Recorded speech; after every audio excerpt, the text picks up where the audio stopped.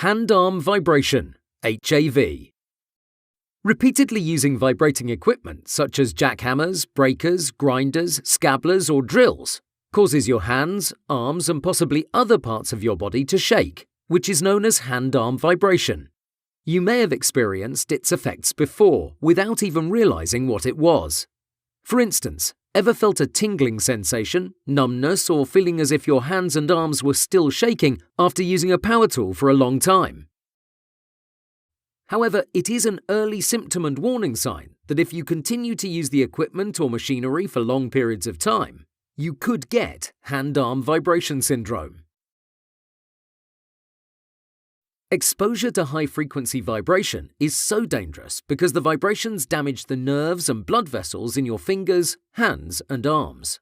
A further symptom of hand-arm vibration syndrome is when you start to experience more frequent symptoms that involve a loss of colour and feeling in your fingers. This is then followed by a red flush and throbbing sensation, which signals a return of blood into your hands or fingers.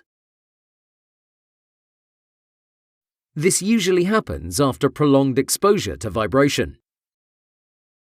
People with severe cases of hand-arm vibration syndrome experience worse attacks, especially in colder weather that could last an hour. These attacks also become painful for the person, who may also experience a loss of usability, dexterity, or strength in their hands. This becomes extremely unpleasant as it weakens your ability to grip objects. There have also been reports of people losing fingers. Prevention. Knowing if you are being overexposed to vibration is the first and most important step to prevention. By wearing special equipment such as HAVwear, you can monitor exactly what your exposure is and then take the necessary precautions to minimize it.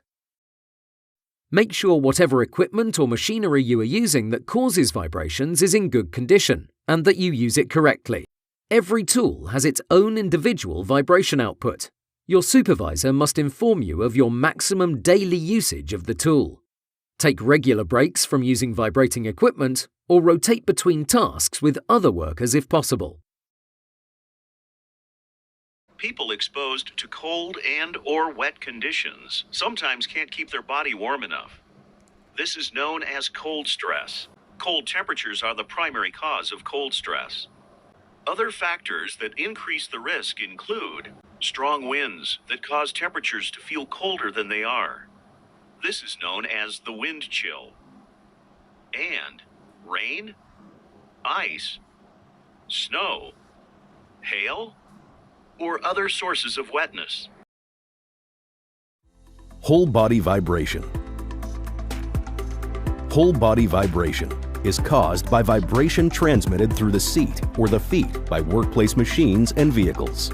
Whole body vibration exposure is common in off-road professions like farming, construction, and quarrying, but it can also happen in other settings like driving lorries and vehicles, sailing in tiny fast boats, or flying in some helicopters.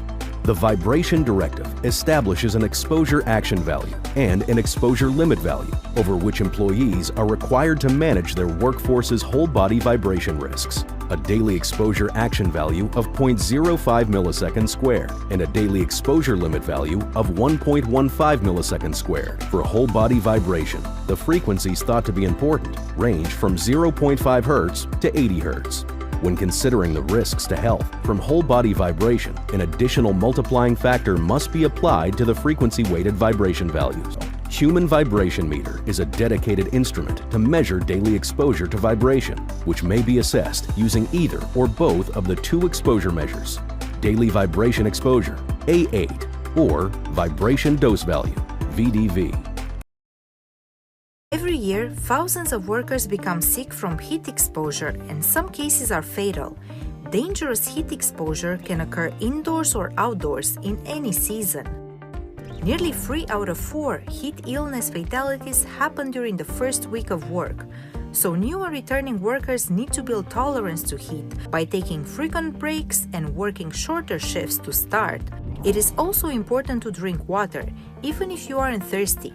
Take rest breaks to recover from heat in the shade or a cool area. Be sure to wear a hat and light-colored, loose-fitting, breathable clothing if possible. And remember to monitor yourself and fellow workers for signs of heat illness. Also, if you're wearing a face covering or personal protective equipment such as a respirator, verbally check on others frequently for signs of heat illness.